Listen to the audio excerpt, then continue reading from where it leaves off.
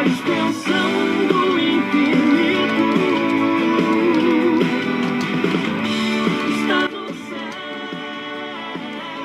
está no mar, na extensão. Iniciando o mês de setembro, falando sobre a palavra de Deus.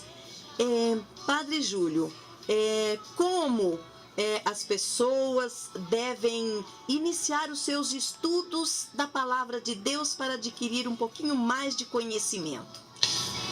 Primeira coisa, Pedrina, nós nunca podemos ler a Bíblia ao pé da letra. Nós nunca podemos ler a Bíblia apenas no texto. Nós temos que ler a Bíblia no seu contexto, no seu pré-texto. Então vamos explicar essas palavras. A Bíblia narra a história de um povo, a história que esse povo fez com Deus. Esse povo que descobre que há um Deus que desce, conforme nos diz lá o livro do Êxodo. O povo percebe que Deus se mistura consigo. E por isso o povo entende que há um Deus que é amor, que acompanha o seu povo. E aí a história desse povo se mistura com a história de Deus, e a história de Deus se mistura com a história desse povo. Então nós devemos ler a Bíblia a partir do entendimento da história daquele povo que nós chamamos o povo de Israel. Mergulhamos nessa história e depois nós vamos tomar consciência que a história que aquele povo fez é uma história que nós continuamos hoje, iluminada então por uma nova aliança. Essa aliança que foi selada com a vida de Jesus entre nós. A Bíblia precisa ser vista sempre nessa perspectiva de ser uma história que começou e que ainda não terminou. Nós continuamos escrevendo a história bíblica. E daí então a razão de nós termos sempre um pé na vida, misturando tudo aquilo que nós somos, tudo aquilo que nós temos, e entendendo como é que foi a vida do judeu. Por isso que a Bíblia fala até de brigas, né? De lutas, de guerras, porque ela narra o dia a dia da vida do povo de Deus. Mas não só, temos que ter um olhar divino, portanto, temos que ter o pé na vida, a cabeça e o coração voltados aos céus. Sabemos que a Bíblia ela é um conjunto de livros que faz parte da vida dos cristãos, né? Como o senhor mesmo disse, e ela está dividida, né? Em Antigo Testamento e em Novo Testamento. O senhor poderia fazer um paralelo para nós? Então, Pedrina, digamos, tudo aquilo que veio antes de Jesus nós chamamos o Antigo, ou muita gente também costuma dizer o Primeiro Testamento. Depois de Jesus, o Novo, ou o Segundo Testamento. Esse paralelo que nós vemos, tanto do Primeiro Testamento como do Segundo, ou do Antigo Testamento como do Novo, é sempre a única e mesma história de amor, né? Por isso a Bíblia, a gente pode dizer, é uma revelação do amor de Deus. É uma amostra concreta que Deus quer bem a cada um de nós, que Deus quer bem a mim, que Deus quer bem a você, meu prezado ouvinte, meu internauta. Deus nos quer bem. E por isso o povo de Deus, o povo de Israel, ao descobrir esta verdade, documentou a sua história numa visão nova, numa visão de história diferente de todas as outras histórias. Uma história que é costurada com um fiozinho divino, uma história que tem no seu centro o encontro pessoal, né, dos seres humanos com seu Deus e de Deus com os seres humanos. Eu já acenei agora há pouco que a Bíblia começa a partir da descoberta daquilo que no livro do Êxodo se chama a descida de Deus. No livro do Êxodo, no capítulo 3, nós vamos encontrar algumas expressões belíssimas para decifrarmos essa história humana como história divina. Por exemplo, a expressão ele desceu, quer dizer, Deus sai lá das alturas, Deus sai, né, do seu trono, digamos, e vem caminhar conosco. Ele desceu. Ele ouviu, mais uma outra expressão interessante que o livro do Êxodo nos apresenta. Quer dizer, Deus sente, Deus ouve que há um povo que precisa de libertação, que precisa de fazer a sua caminhada. Há um povo que precisa realmente desse encontro pessoal com o seu Deus.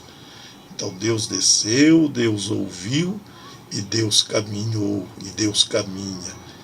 Essa é uma outra expressão tão bonita que o livro do Êxodo, vai nos revelando para entendermos que Deus vai fazendo a história. Padre, para uma pessoa que vai começar agora a ler a palavra de Deus, o senhor indicaria o Antigo ou o Novo Testamento? Olha, eu penso que nada melhor do que começar uma boa leitura bíblica com aquilo que está mais próximo de nós. Então, quem é que está mais próximo? O que está mais próximo?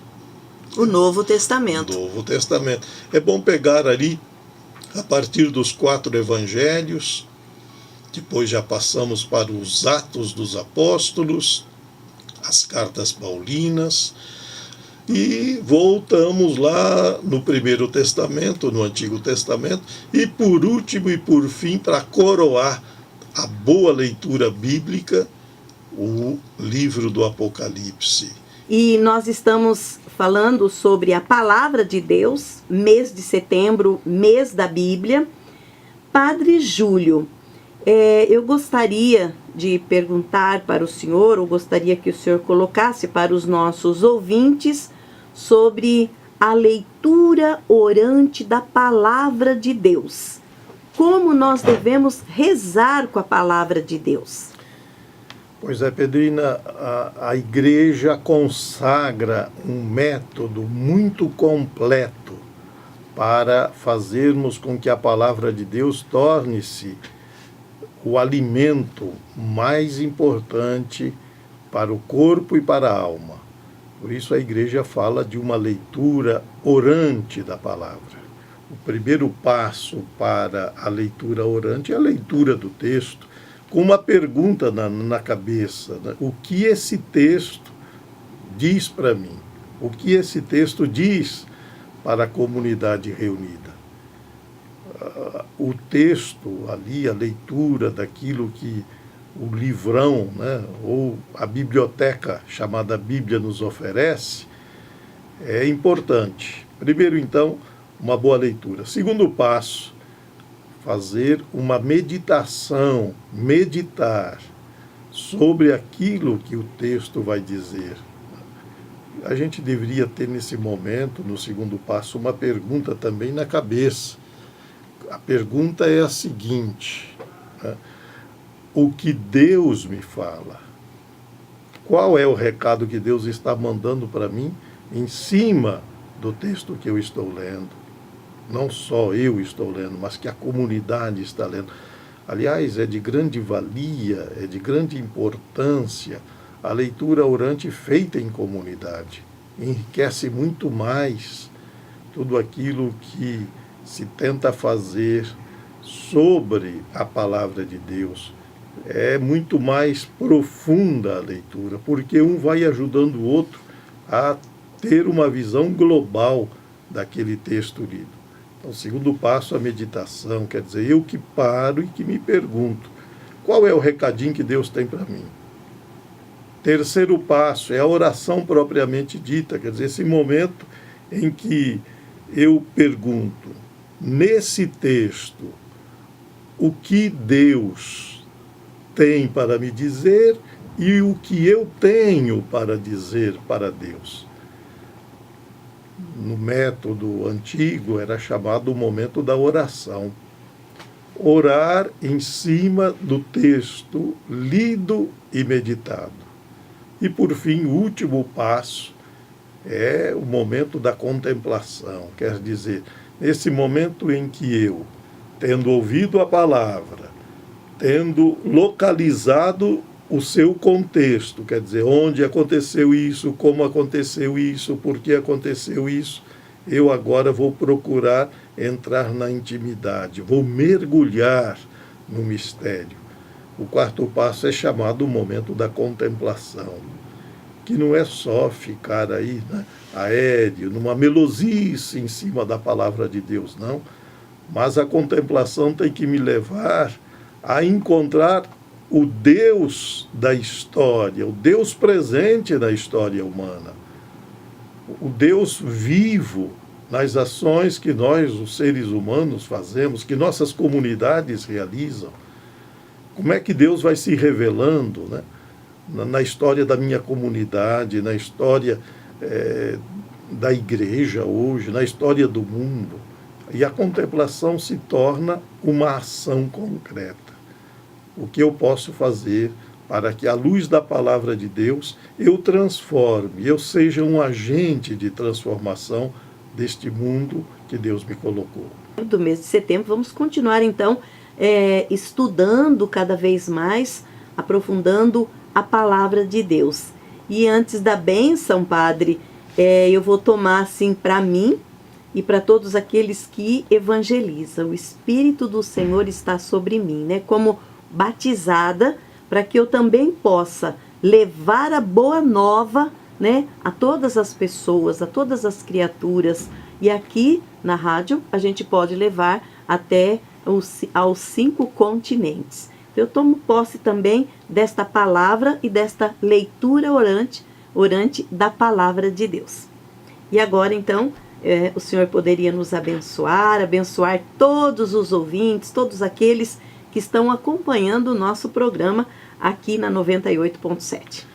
Que Deus abençoe a você, querido irmão, querida irmã, que a palavra de Deus fortaleça a sua caminhada como evangelizador e evangelizadora, como continuador e continuadora da missão iniciada por Jesus, o evangelizador por excelência. Em nome do Pai, e do Filho, e do Espírito Santo. Amém.